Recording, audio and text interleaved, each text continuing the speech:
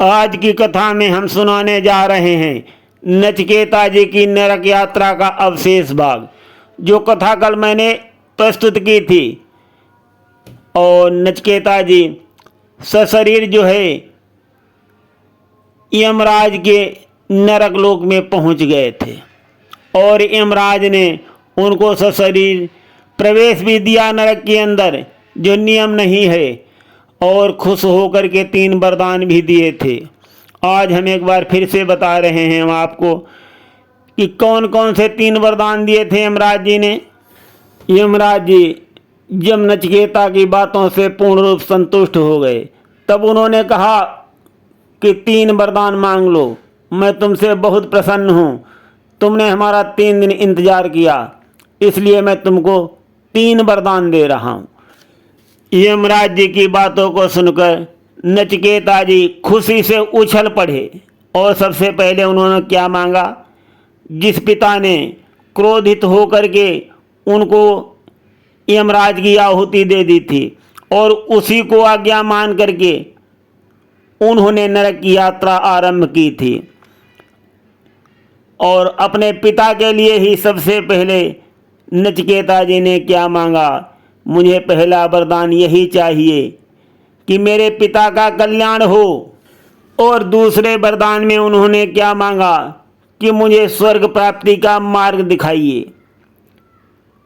मैं वो केवल अपने लिए ही नहीं अपितु पृथ्वी के समस्त प्राणियों के लिए पूछ रहा हूँ, जो कि मैं वापस लौटकर उनका मार्गदर्शन करूँगा ताकि वे नरक की यातनाओं से बच सकें।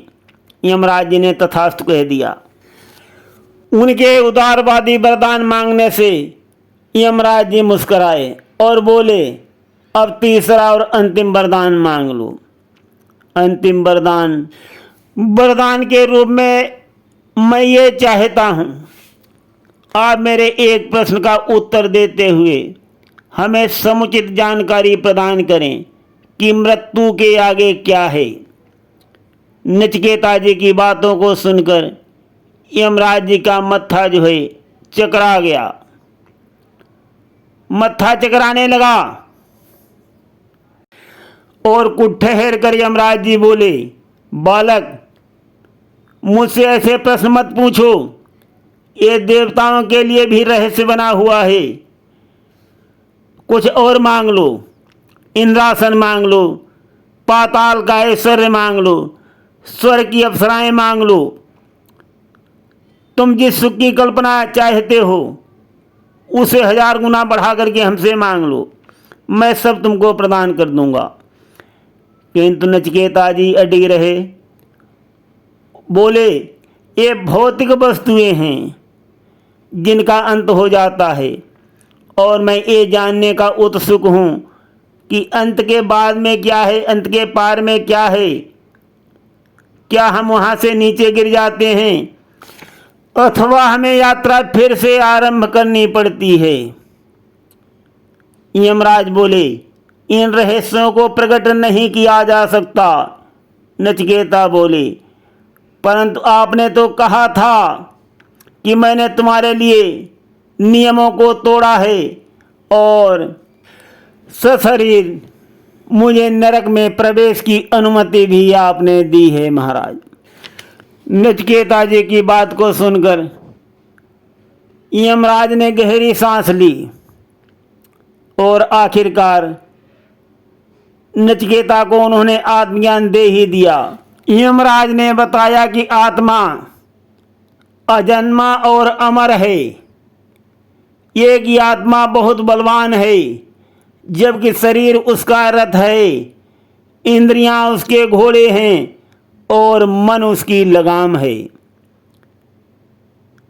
और फिर आगे क्या बताया, और एक वासनाओं के पीछे दौड़ने वाली आत्मा, वासनाओं से ग्रसित आत्मा जो है वो जन्म और मरण के चक्रव्यूह में पड़ती है, और जो वासनाओं के रहित आत्मा है वो मुक्त हो जाती है, उसे परमात्मा की प्राप्ति होती है और उसे मोक्ष मिल जाता है। इस प्रकार से यमराज जी ने नचिकेता को ये रहस्य समझाया।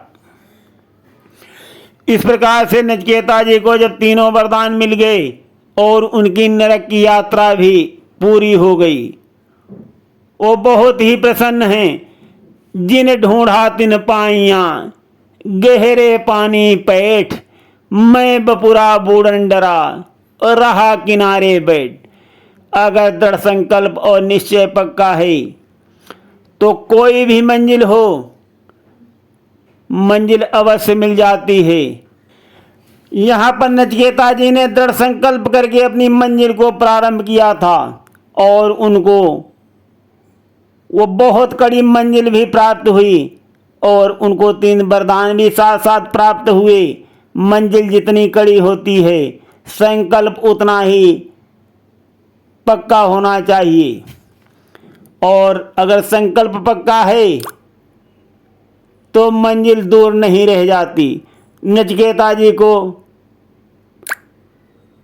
मंजिल मिल गई और वो बहुत खुशी खुशी के साथ अपने पिता के महलों की तरफ लौट पड़े। उनके दर्शन के लिए जन सैलाब उमड़ने लगा और चारों तरफ उनकी जय जयकार होने लगी। वो एकमात्र ऐसे व्यक्ति हैं जिन्होंने जीवित ही नरक की यात्रा करके और वापस लौट आए। वो इस पृथ्वी के पहले ऐसे साधक हैं जिन्होंने सशरीर नरक की यात्रा की और वापस लौटे।